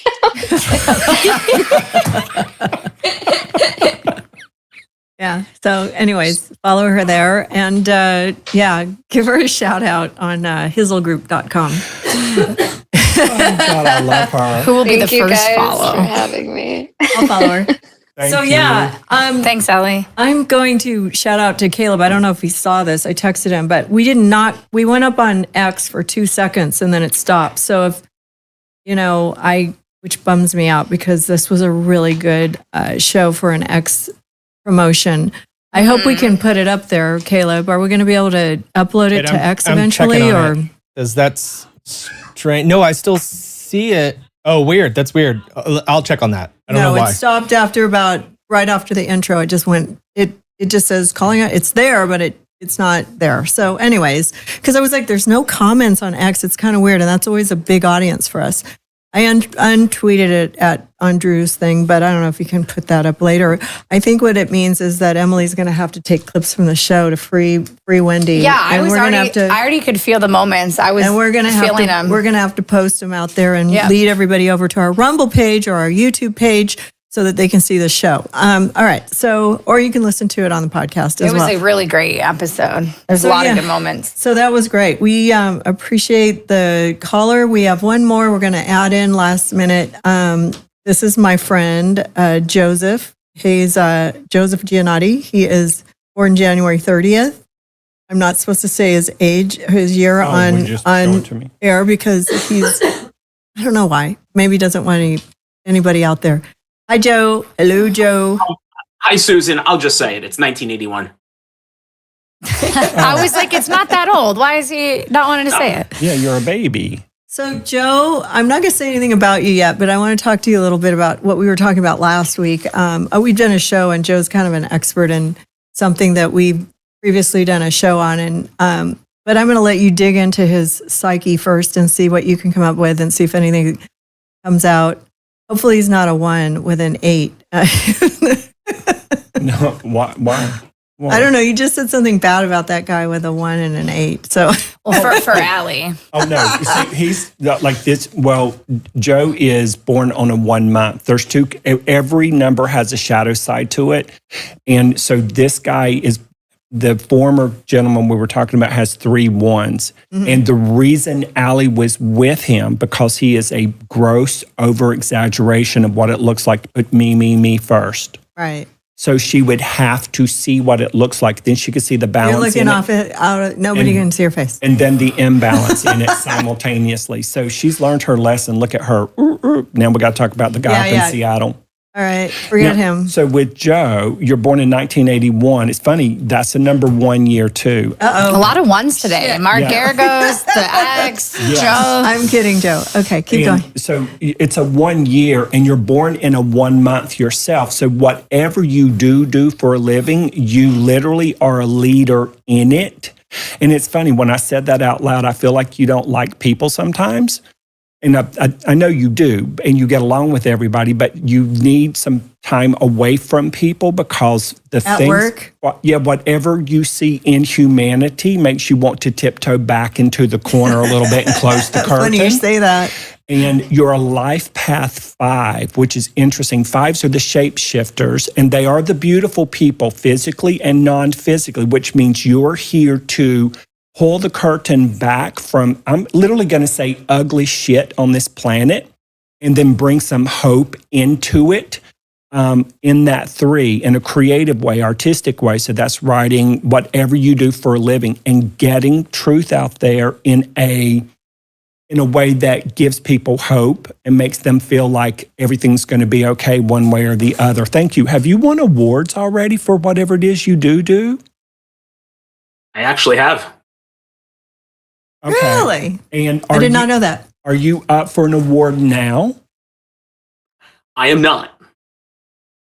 Okay, there's something they're showing me, curtains and a stage. So there's something coming up that I'm glad you don't know about it yet. It will be presented to you this year, and it could be based on something you've already done in the past that you've kind of forgotten about. They're laughing with you because they're saying, the nature of what you do for a living, sometimes you have to spin multiple plates. And it's almost like you have to do 2 or 3, I'm going to say clients or jobs or tasks simultaneously. And you're a peacekeeper in some kind of way, shape, or form. And everybody likes you. That's the good thing. But you really don't like people? I mean, you do, but you don't. What do you do to take a break from humanity? It depends on the career. So I have multiple careers. And Susan really knows only one part of what I do for a living, which is, of course, I kind of do. You've told me a few things. Yeah. What is it? And I'm a meteorologist. That's what I do mostly. And for the past 25 years, since I was 18 years old. I've also been, minus COVID, I've also been a public address announcer for sporting events. Okay. Oh my goodness. What's the other thing you do that you might not be comfortable saying in public? Yeah. Okay. No, it feels like there's something else. What's the research thing? Well, I mean, very soon I'm going to get my podcast started again. Okay. And what's New York for you? Well, that's where I live. Okay. Well, never mind. Well, you're spot on. Good job. I didn't tell him that. Oh yeah, no. It's loud and clear. I don't even know what it all is entailed in the primary thing you do that Susan knows you do, but you're kind of a big deal, yeah? I wouldn't call myself a big deal. Well, that's because you're a 5.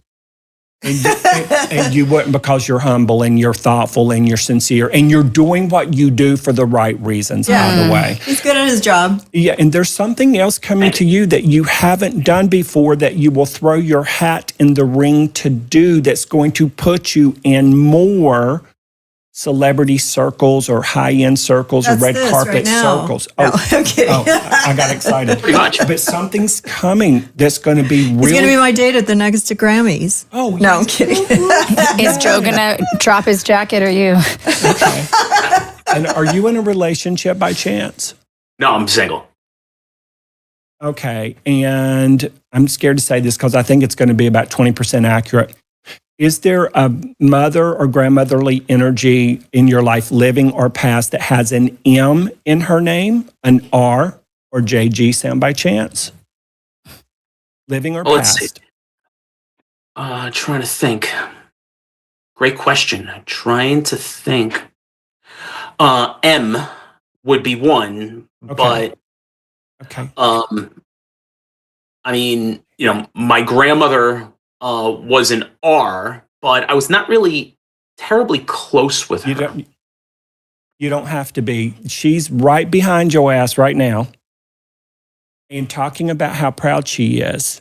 Now, one of them was a tough nut to crack, and one of them was a little easier, but they are so proud of you. I know it sounds crazy. You don't have, listen, I didn't even meet my damn daddy, honey.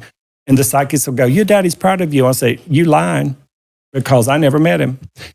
But he is. I know he is in spirit. But you have 2 women with those sounds literally behind you saying you're getting ready to step into the spotlight in a new way. So that could be the podcast. I feel like something behind it. And you're another one of those classic examples of more people like you and want to hang out with you and do things with you than you would want to do with them. That sounds like you. And did you also just redo something? Okay. And do you have 2 bathrooms in your home or 1? Actually, I have 3. Okay. Did you have to do something to one of the bathrooms not terribly long ago, or you're looking into doing something with one of the bathrooms? No, not really. Okay. Well, you better. You need to pay attention. If your grandmother wants you to redecorate. If there's something literally with the drip, or the pipes, a drip, a faucet, a leak, as soon as you see it and very you're fix it. Accurate. Very accurate. Good. And you've already done it, right? You've cleared it up. Partially. Get it done, because if you get it done, it'll cost way less. If you let it go on a little bit longer, it's going to start the same problem in another section of the property. And I'll say this last little thing really quick, and it's very basic. I'm sorry, but is Charles? There's a Charles around you, or it's a CSZ male? Could have an LR, like Carl's is CKRL, Charles is a CSRL. This is a dead person. Sorry about that. I know you're dead people are here, yeah, Joe. you got a bunch of dead people around you. And you like to play. Because he doesn't like real life people. Yeah, that's right. And are you the card player? Do you like card games? Or would that be the man who's passed away that played cards or played cards with you even? No, I could play cards. Definitely. Sure. Charles. Okay. Charles. Oh, and Carlos. and you just got I don't know money. Charles, you just though. got some money. Well, okay, so it'll be a CSZ. That might be L. my goddamn Charlie. He keeps popping up does every he? time you're here. You're going to. Did you just get money, like big money, a surprise thing of money? No. I You're wished. getting ready to. Bye. You're going to. You're going to. Okay. And lastly, I promise I'll shut up, but I Yeah. just heard Daytona 500. So I don't know if you're a race fan or if you like that, but there's something about that racing or that sport that's going to come back, and pay attention to it when it comes back to you. No, I was It'll never enter a your life racing for fan. some- However, a good friend of mine is a diehard racing fan. And there's something coming in around it. Pay attention. They just tell me things that nobody on earth can know but the dead ones. So they're around listening to these conversations about the racing and Are you all of going that with them? stuff. Are you thinking about Yeah. it? That's good to You know. need to get a new wallet. Get a new wallet too. Badly. Bigger Okay. wallet. All right. I want to change gears a little bit. Okay. So Joe and I have known each other for a long time, since the pandemic, and he was a fan on Locals. We started Locals during the pandemic, and we met him there. He also followed me when we did a dose of Dr. Drew and Ask Dr. Drew. We sort of became friends at that period of time. And during that time, during the pandemic, he lives with his mother, and he was very isolated, and he lost a lot of weight too. Right, Joe? I did. Well, I've lost it since 2013. But I've maintained the weight loss pretty much, Yeah. The photos. And also, I'm just giving congratulations on that. Like, I followed you because you were like, so getting yourself healthier. You're trying to get out more. He's kind of reclusive during that period of time, but he's done a lot to get himself broken himself free of sort of being isolated, besides going to work as a meteorologist in the airport. He's the guy that tells the air traffic controllers the weather. So here's a photo of him before and after that he sent me many years ago. Oh, wow. And we have talked about V-Shred a lot and stuff like that, and weight loss. But Joe has been like, he really tried hard to get in shape when he was listening to us. We talked about health. He followed us during the years. But every time I'm going to the airport and I'm wondering if I should go to Newark, because he works at Newark, I call him and say, hey, how's the weather? Oh, that's funny. He helps He's me. a good person to know. Yeah. So anyways, when we had this Black Hawk helicopter thing, I wanted to have him on the show that day because I reached out to him and said, what do you think's the reason behind this horrible, tragic accident? And he said some stuff that's pretty funny that you mentioned. He said, well, I don't know if I should say it. You want to say what you said to me about the air traffic controllers? All right. Should I? I don't know if I should. I'm just going to say out you or stuff what. that's in the public since I have a job that has a non-disclosure agreement. I'm just going to say what's in the public. And the first thing I'll tell you is that, I've known about the DEI practices in the FAA since 2015. Fox Business did a thorough investigation back in 2015 about the DEI practices of hiring air traffic controllers. And what it involved was 4 or 5 people, it was 2 men, 2 women, I believe it was. And 2 of them were in the military and 2 of them went to the flight school. And in one case, I remember one of the guests or one of those that spoke out scored the highest level on the flight exam, yet could not get a job. And she was suing the FAA, and years later, it was settled out of court, and was suing because of the discriminatory practices that they had found, that they were giving answers to exams to certain groups of people to give them a one-up on thing. And Yeah. Trump tried in the past 4 years, meaning from 2017 to the early 2020s, to take away some of those DEI practices. However, when Biden came in, he put them back, and even more so. And this is not something that's secret. This is all, you could easily find these articles, and now more than ever, that you could find everything. Well, it all kind of got closed down, though. Like, we don't even know what happened. They still haven't told us what happened. It all got swept under the carpet. We're waiting to hear. It's still very early in the investigation.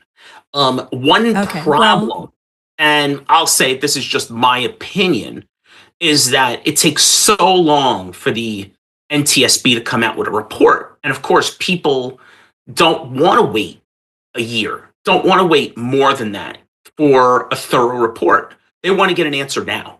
And they want to find out. Yeah, and there's a lot of stuff going on too, Joe. Like, there's airplanes falling out of the sky all over, blowing up, turning over. Like, the NTSB is busy, right? They have a lot of shit going on. But you would think that it's probably not the air traffic control now. I'm starting to think it's the maintenance now in these airlines. But something you said to me that was really funny that Eddie mentioned was that you don't like people. I know you like people, but you said to me that the people there are awful people, and they're awful. And I think I can say that outside. You're not getting in trouble. That you don't have you can say that people are assholes, right? You're not. Is that illegal for you to say?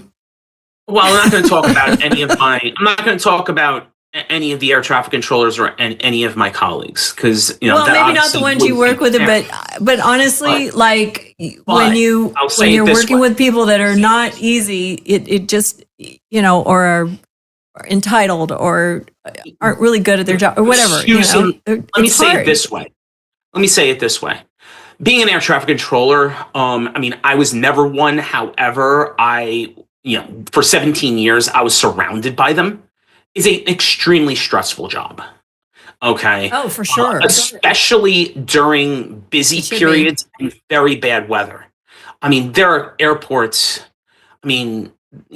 Working for a top 20 airport with traffic in the country, it's just stressful on an ordinary Tuesday afternoon, where flight after flight after flight internationally are coming in and out. So it's just, however, here's the other problem. I just read last week that the FAA is 3,800 air traffic controllers short.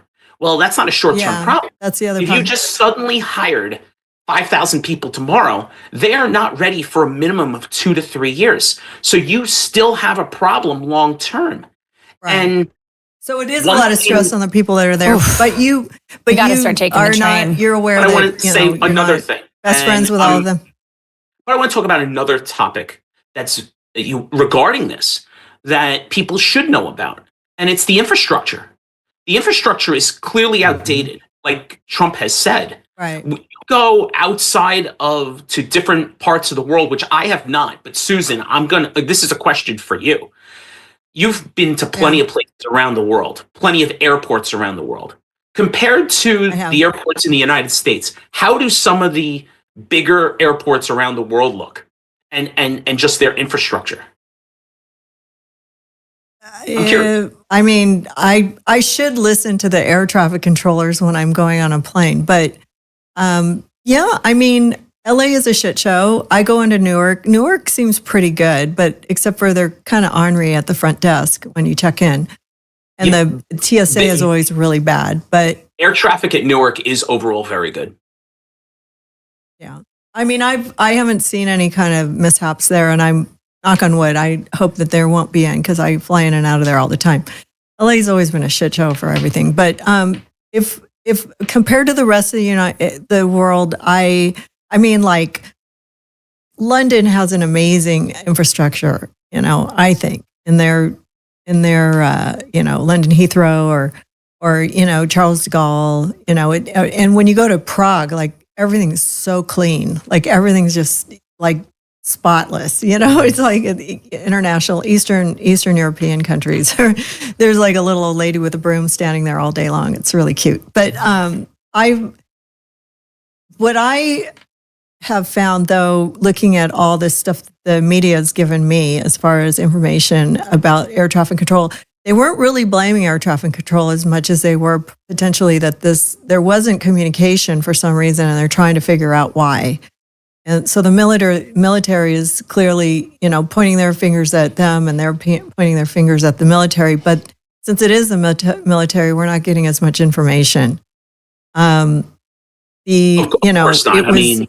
That's I'm sure all very classified at this point. And they weren't hearing the air traffic controllers, but the air traffic controllers were saying stuff and they weren't responding.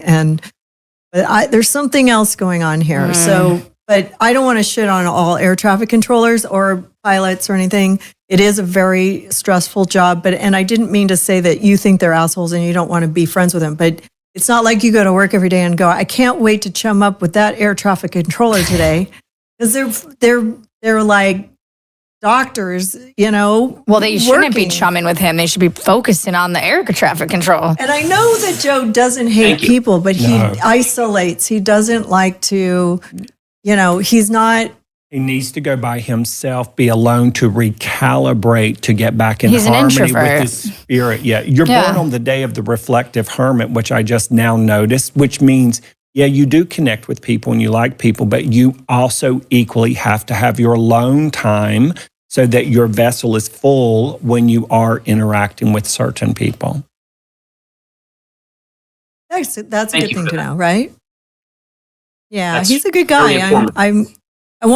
One day I want to meet him in person. He's he's in New York, and I fly to New York all the time. He works in New York, so there's potentially a time when we will cross paths, say hello, and shake hands. I hope You will. because but I also wanted to say that I appreciate your following me and being my friend, and we found you as a fan, and it.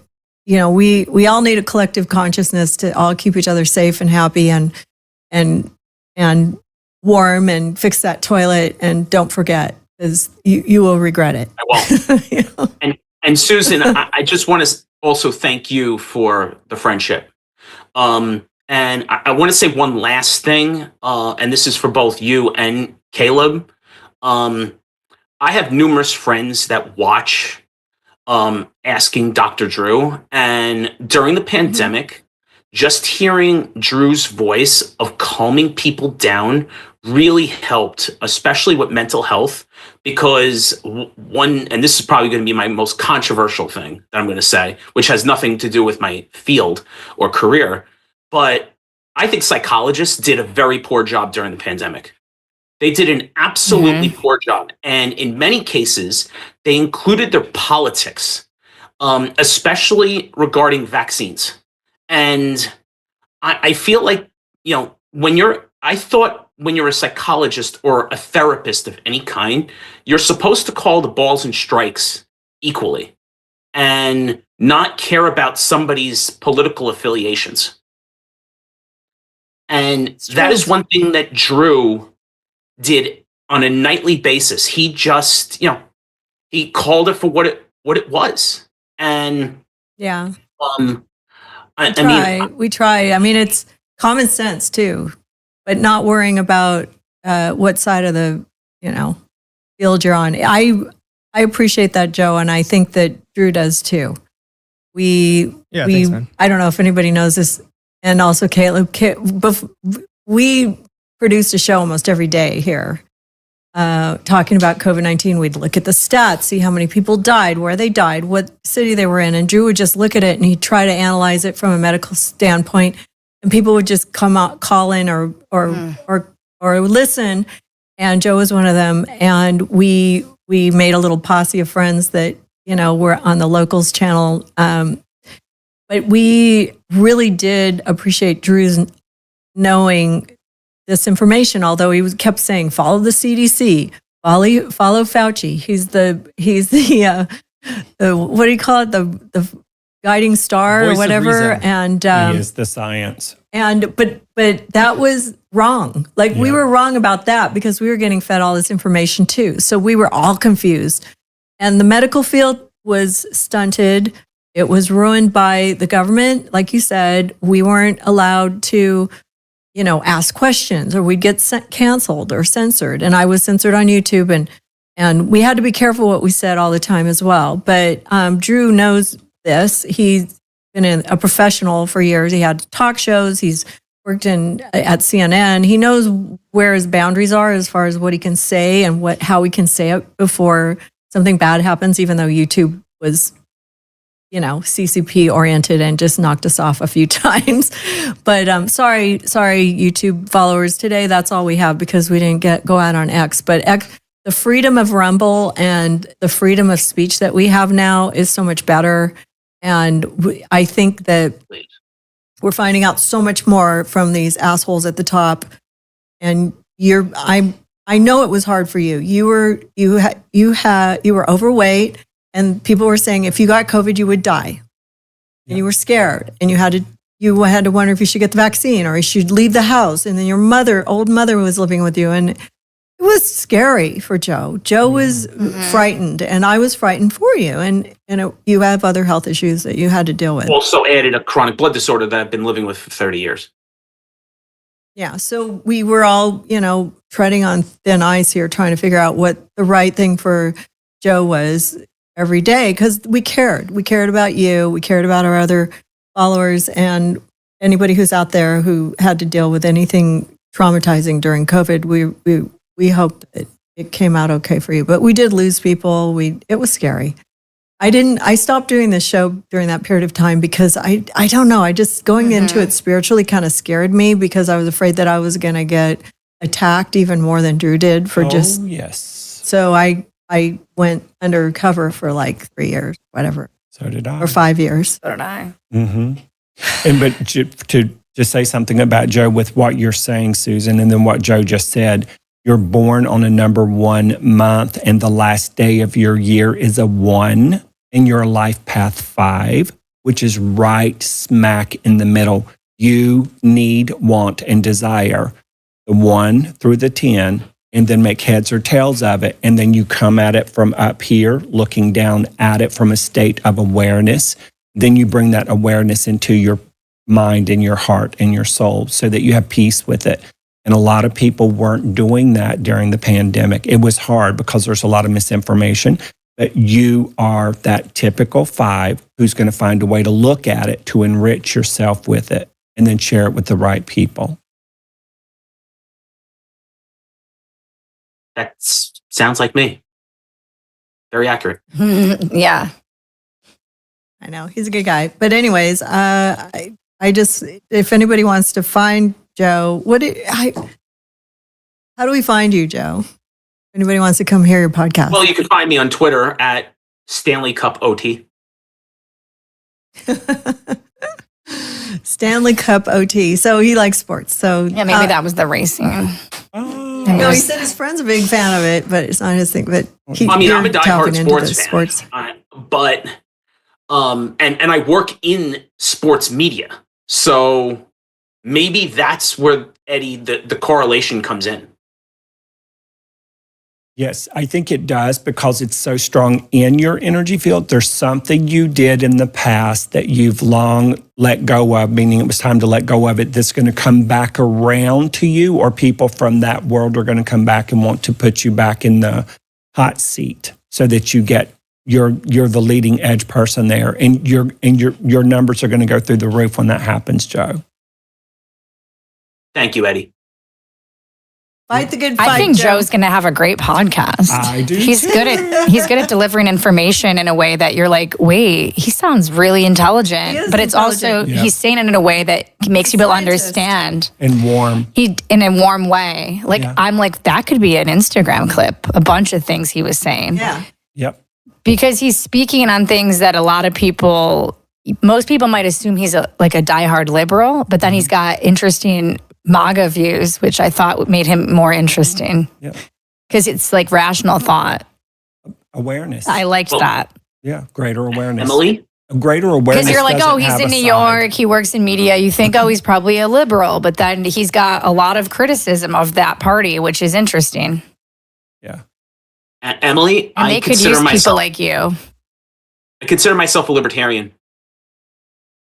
I pick up on that. Like, I like the moderate point of view. Like, I can't picture you in a MAGA hat, but also not in a Biden Harris hat either. No, by no means. You might wear a vote for Kennedy hat, though, right? I definitely would. Yeah, I have one of those. I have a lot of Kennedy t-shirts. But I'll be the first to He's a admit big that I fan. voted for. I'll be the first to admit that I voted for Trump 3 times, and Good for you. it was not because he was a Republican. It was because that he was promoting freedom. And he laid it out. Yes. He literally laid all of it out for the world to see against the machine that was pushing it down. Right. But you did what you do. You go to the state of awareness and you read all of them, Democratic, Republic, Libertarian, etc. That's where you're flawless. You're not a bad one. So what does that say, Kaleb? What's the disclaimer that you just put up? I do it at the end of the show to tell people to consult medical professionals and attorneys and everything else. Oh, okay. So I hope that you enjoyed that, Joe. Thanks for coming on. I appreciate it. We'll talk soon. I'm going to be flying to New York next Sunday. Hopefully the weather's good, so I'll give you a call. Safe travel. And then if anything comes up about the Black Hawk, let me know. Also, I wanted to tell everybody I am flying to Vegas to see my friend Vincent, and Kaleb has a clip and some stuff that I don't know if anybody knows this, but since we're talking about getting sober and going on a diet and losing weight, I just wanted to show a little media clip of me and Drew. I find that and if I what just we do. reduce my calorie intake to a certain amount a day, I do okay, but I do like to drink a little bit. Okay. So that's the other thing. No, I mean, and I get a lot of people to ask me about alcohol consumption. Just this past weekend, I drank 2 of the days, and I don't normally do that, but I do enjoy alcoholic beverages from time to time, and I think normal people are going to enjoy that as well. Next and if you clip, sit there and Kaleb. Okay, show the one. Okay, so that's Vincent. I think you guys have seen him on YouTube. He is V-Shred's mascot. He is absolutely gorgeous, and he's super smart and trains people, and he helps them lose weight. But I just want to show a little something that Drew and I did for this endorsement that I really enjoyed. Do you have that one, Kaleb? Yeah, which one? The one in the gym or the one on the beach? The gym.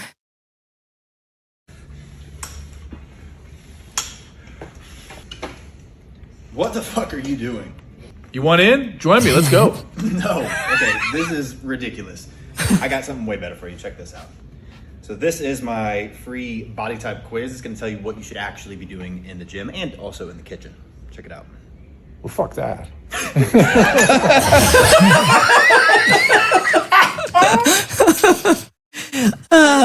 Bless my husband's heart. They made me do that shit too. Okay, and I was so mad. I was like, "What are you Can we see yours? Let's see yours. Oh no, I don't have. Well, they had You made him delete the footage. No, there is one with me and him in it, and I do the same sort of thing. He's like, "What the hell are you doing?" And I'm on my phone. I was in the gym, okay, at my place in New York, and this woman had the bands, and she was bent over doing the thing where you walk to the Right. side crab walk. Oh, I and hate She those. was on her phone, so I had me doing that, and she was like, "What the fuck are you doing?" You know. So it was funny. It is so fun to work with Vince and their crew, and V-Shred is definitely a good way to make some weight loss work. Like I lost 20 pounds, and I mean it's weird. I was 158 pounds, and I would go on diets, and I'd get down to like 150. I don't know. I'd be really proud of myself, but then I'd gain it back over time. If I could hit 150, I was happy. Now I'm in 138. So, and I'm 5'7". And you're tall. Yeah. Drew's like, "You're too thin. You need to gain some weight." But I had a nice rack. Fuck It was that, nice Drew. before. Yeah.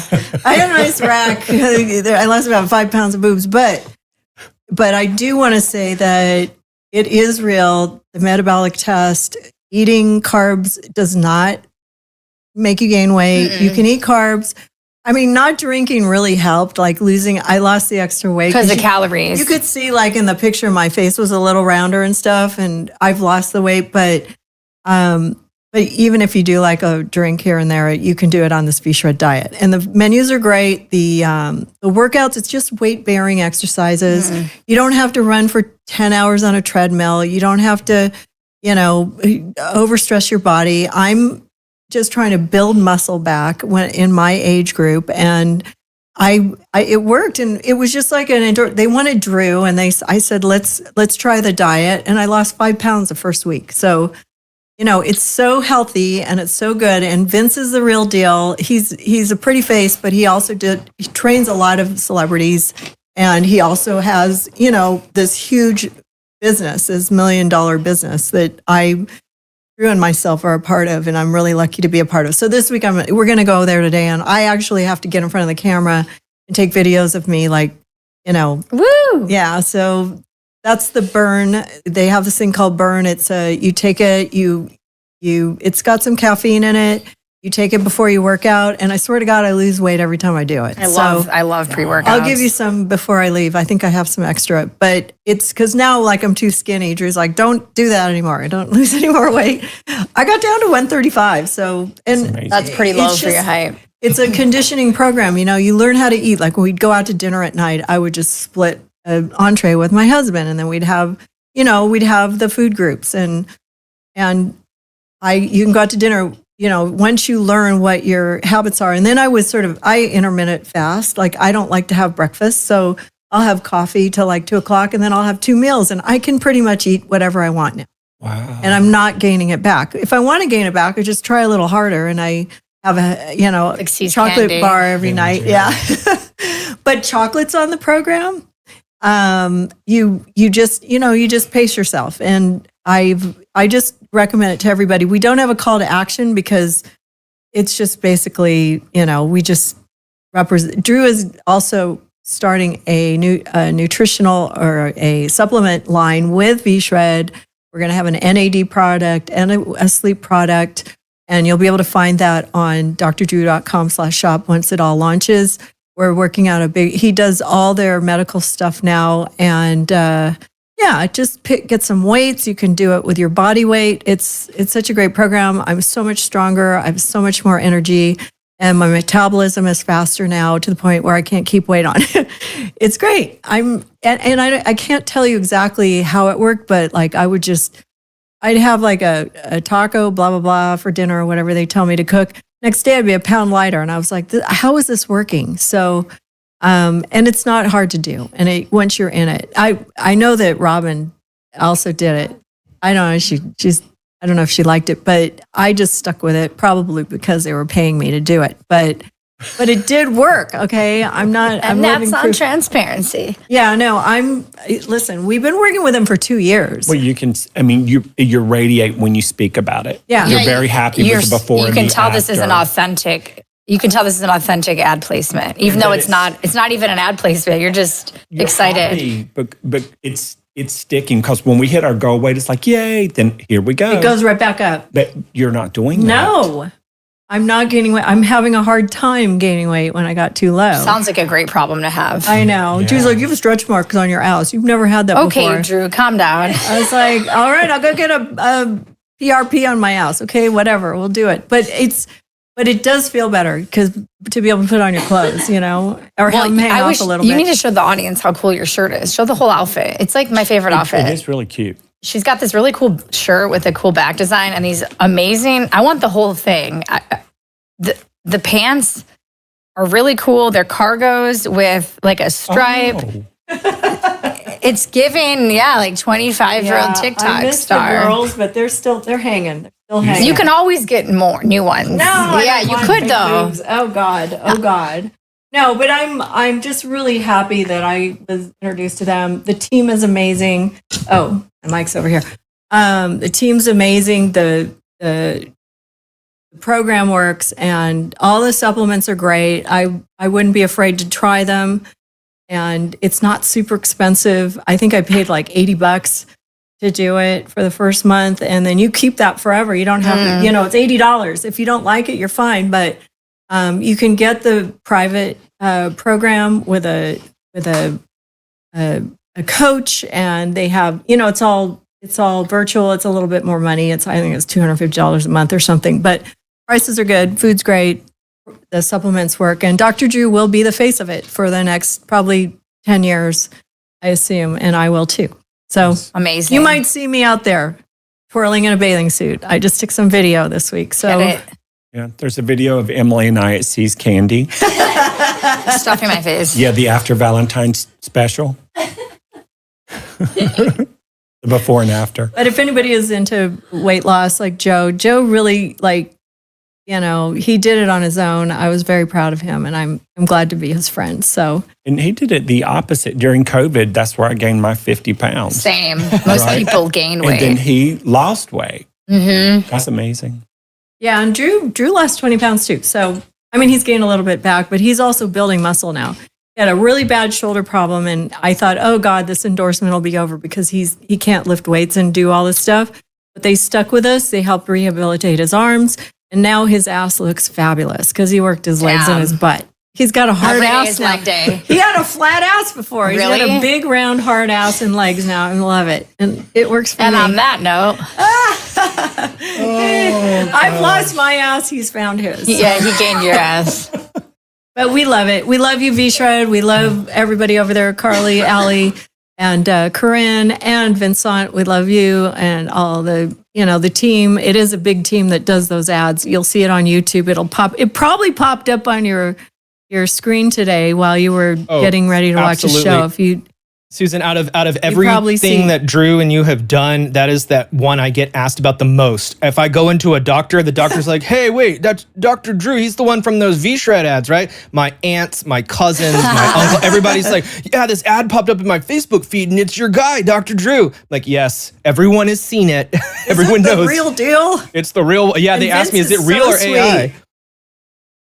Yeah, and Vince is. He started it when he was 20 and he's now 30 and he's made millions of dollars. They're all like, but it is the real deal and it's super easy. You don't have to be like super flexible to do it, or I mean, there ain't no way I'm doing it. I'm not working out every single day. I do it. It's like 30 minutes a day. That's too much for some days. I lay in bed the whole day. Yeah, well, when you start doing it, you feel like doing it. You're like, oh, some days I get 10,000 steps. Some days I get negative steps somehow. Yeah, but 10,000 steps is unreachable for me. It is unreachable. It's so hard without a walking pad. There's no way. I go to Europe and I walk all day. I still can't meet 10,000. There's a guy I know that gets 30,000 steps a day. I'm like, that is so crazy. He has a job where he walks a lot, but I'm like, I can barely get 10K. No. I'm lucky if I get 5,000 a day. That's unattainable. I couldn't do it. So, Kaleb and I are behind the desk here a lot. So I have a Pilates machine downstairs. I go and I do that. Yeah, Pilates is my favorite. But we have weights in our house, but you don't have to. You can use bands. You can just... you can buy some cheap, you can just have a mat and some bands and some weights and you can do it. It's not, you don't have to have a gym. If you go to the gym, you can just go on your phone and follow it. You don't have to hire somebody at $100 an hour. It's, and you get it into a routine and it just feels good. And now like I know all the routines.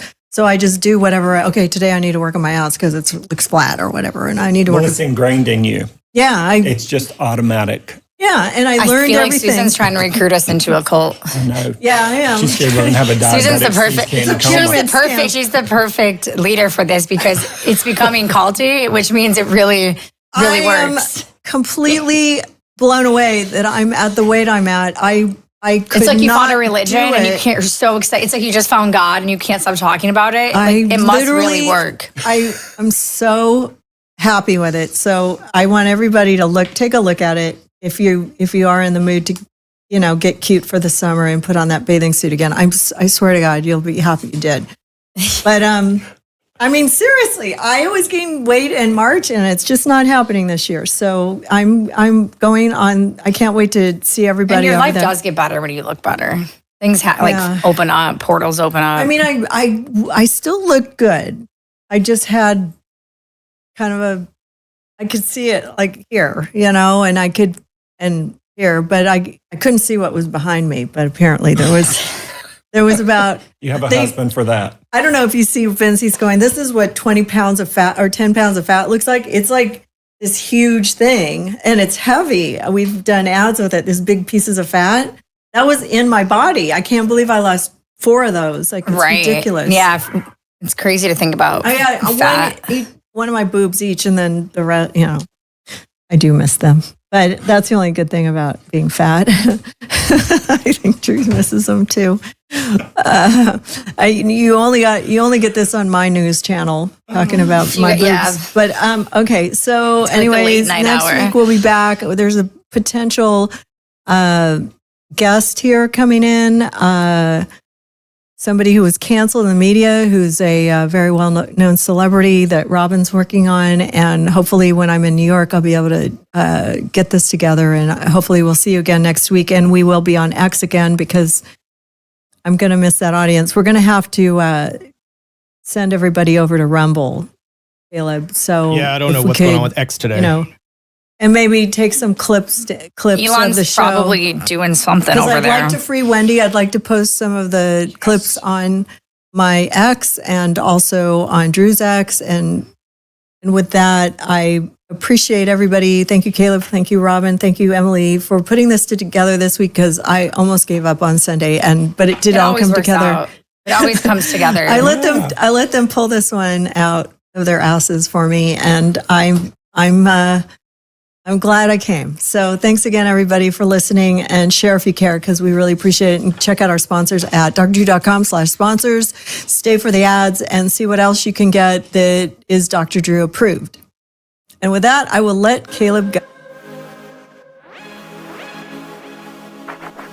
The Wellness Company knows that taking charge of your family's healthcare is a top priority, and that is why they are constantly innovating to deliver the products and services to help you be rationally ready for an emergency. They've added a medical kit for kids to treat over 20 childhood illnesses: nausea, vomiting, allergies, asthma, bioterror, God forbid, croup ear infections, lice, and more. And you can also order the kids kit with an EpiPen. Carefully sourced, great price. If there's a risk of anaphylaxis for your kids, you want that EpiPen. That can be in all kits, each customized for a different purpose. It comes, of course, with a telemedicine consultation and a guidebook, and you can replenish the meds up to 2 years after the date of purchase. So go to drdrew.com/2WC for 10% off any medical emergency kit or supplements. That is drdrew.com/TWC.